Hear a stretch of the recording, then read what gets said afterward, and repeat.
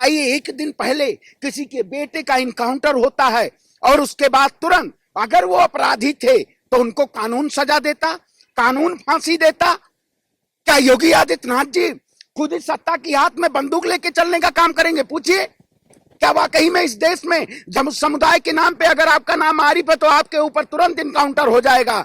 और इतने बलात्कारी बैठे हुए हैं उत्तर प्रदेश में, उनके ऊपर नहीं होगा? विधानसभा में कहते हैं मिट्टी में मिला देंगे, मिट्टी में भी मिला देंगे। अरे भैया, आप क्या गुंडा राज चला रहे हैं? विधानसभा में महंगाई पे बात होनी चाहिए, विधानसभा में बेरोजगारी की बात होनी चाहिए, विधानसभा में जनता की बात होनी चाहिए। आप मिट्टी में मिलाने की बात करते हैं। ये भगवान श्री राम को बदनाम कर रहे हैं। जिस तरीके से इन्होंने राम के नाम पे उत्तर प्रदेश की जनता को लूटने का काम किया, उसी तरीके से राम के नाम पे हत्याएं हो रही हैं। सवाल नहीं उठता है, अगर इस देश में कानून व्यवस्था नहीं है तो लगवा दीजिए ताले। जब शासन की सत्ता पे कोई ऐसा ही मुख्यमंत्री बन जाए जिसके पीछे अपराध का चोला हो, तो उत्तर प्रदेश में अपराध नहीं रुक सकता।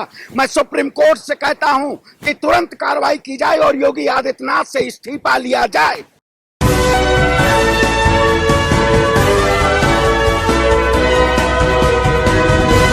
पलपल न्यूज से मैं हूं आपके साथ नदीम अकरम। उत्तर प्रदेश के जंगल राज पर बार बार सवाल खड़े हो रहे हैं क्योंकि एक के बाद एक कई हत्याएं हो गई।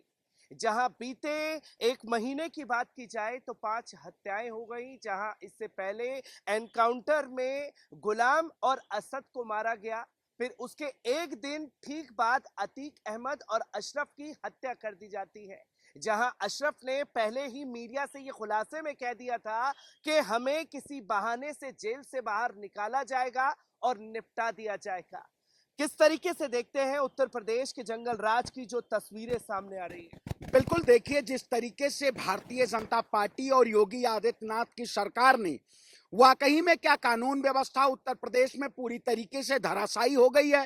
क्या कानून का राज नहीं रह गया है? जो लोग कहते थे क्या ठोंको नीति पे उत्तर प्रदेश की राजनीति अब चलेगी?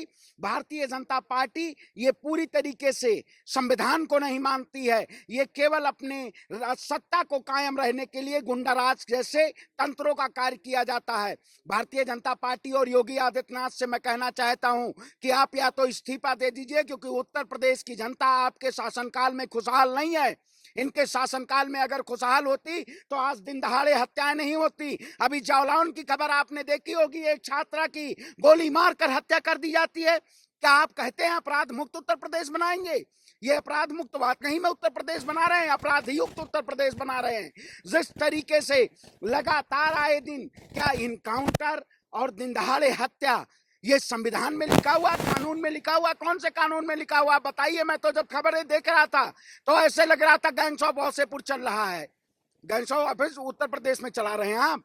ये सरकार पूरी तरीके से इस देश में पुलवामा के मुद्दे को दबाना चाहती है। जिस तरीके से सतपाल मलिक ने पुलवामा के खुलासे को किया है, भारतीय जनता पार्टी उससे हताहत है और एक नया मुद्दा ला के देश में नफरत की राजनीति का आगाज करना चाहती है। लेकिन हम लगातार मुद्दे पे अड़े रहेंगे। आप बताइए, एक दिन पहले किसी के बेटे का इनकाउंटर होता है और उसके बाद तुरंत अगर वो अपराधी थे तो उनको कानून सजा देता, कानून फांसी देता। क्या योगी आदित्यनाथ जी खुद इस सत्ता की हाथ में बंदूक लेके चलने का काम करेंगे? पूछिए, क्या वाकई में इस देश में जब समुदाय के नाम पे अगर आपका नाम आरिफ है तो आपके ऊपर तुरंत इनकाउंटर हो जाएगा? इतने बलात्कारी बैठे हुए हैं उत्तर प्रदेश में, उनके ऊपर नहीं होगा? हैं? बाबा क्या सरकार चला रहे हैं या ठोको नीति की दुकान चला रहे हैं? बाबा तो अब ठोको नीति के साथ साथ मिट्टी में मिला देने की बातें कर रहे हैं। मैं कहता हूं, इतने बड़े संवैधानिक पद पर बैठे हुए उत्तर प्रदेश के मुख्यमंत्री विधानसभा में कहते हैं मिट्टी में मिला देंगे, मिट्टी में भी मिला देंगे। अरे भैया, आप क्या गुंडा राज चला रहे हैं? विधानसभा में महंगाई पे बात होनी चाहिए, विधानसभा में बेरोजगारी की बात होनी चाहिए, विधानसभा में जनता की बात होनी चाहिए। आप मिट्टी में मिलाने की बात करते हैं।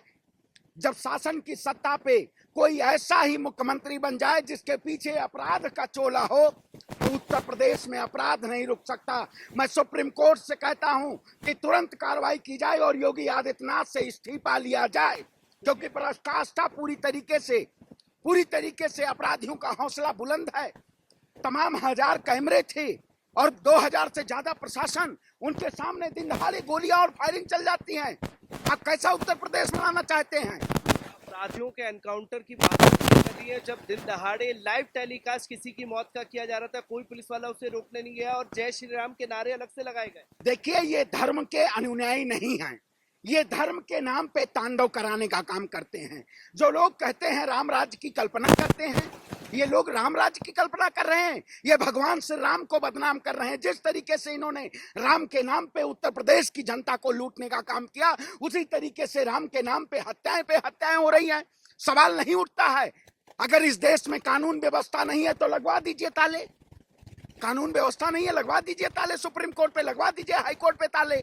योगी आदित्यनाथ जी ही अगर जस्टिस हैं तो वाकई में कोई भी हो, अपराधी अगर साबित होता है तो उसको कानून सजा देगी।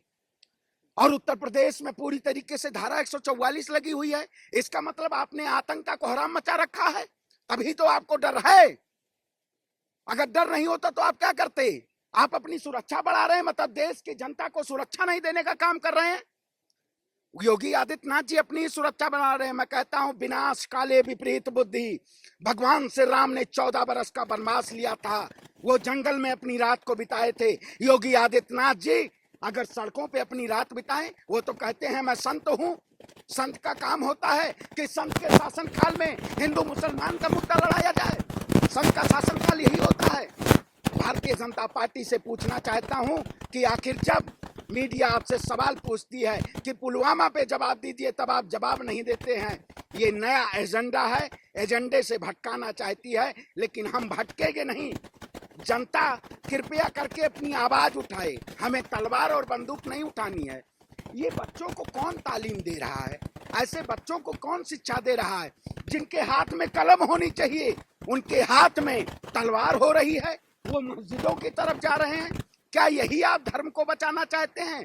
प्रभु श्री राम ऐसे धर्म के अनुयायी थे जिनको आप बदनाम कर रहे हैं। धार्मिक मुद्दों को वो करके सियासत के जरिए उत्तर प्रदेश में तांडव कराया जा रहा है। मैं इसके साथ साथ आपसे यहाँ ये भी जानना चाहूँगा, क्योंकि राम जी की छवि को जिस तरीके से इन लोगों ने हाईजैक करके बदनाम करने की कोशिश की है, आप भी एक हिंदू हैं, पंडित हैं, किस तरीके से राम जी का किरदार है जिसको ये जानना और समझना नहीं चाहते, और अब अग्रेसिव वाली छवि बना दी गई है। अगर मस्जिदों के ऊपर हमला करना है तो जय श्री राम का नारा लगा करके झंडे लगा दो, या उनके ऊपर हमले कर दो, या किसी की हत्या करनी है तो जय श्री राम का नारा लगा दो। देखिए, ये जो लोग बहुरूपीय लोग हैं, आपने देखा होगा सत्ता में बैठ के भगवा के नाम पे बहुरूपीय लोग बैठे हुए हैं। क्या वाकई में ये सत्ता को जिस तरीके से चलाना चाहते हैं, ये देश का कानून या देश का संविधान चाहता है ये कि ऐसे चलना चाहिए? मैं इस तिलक की कसम खाता हूं, भगवान श्री राम हमारे भी दिल में है, लेकिन मैं भगवान श्री राम के नाम पे तलवार उठा के मस्जिद पे नहीं भगवा फैलाता हूं। भगवा शांति का प्रतीक है, भगवा एक सम्मान की बात है।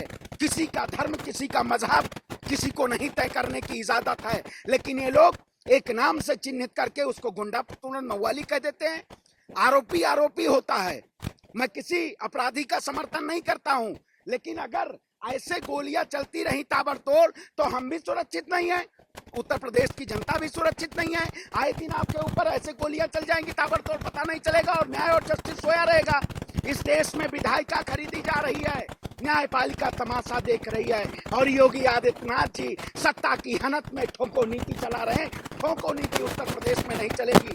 ब्राह्मण की हूँ औलाद में, और कसम भी खाता हूँ मैं, इसी हाथ से ब्राह्मण शादी करवाता है, इसी हाथ से ब्राह्मण भाजपा का श्राद्ध भी करवाने का काम करें।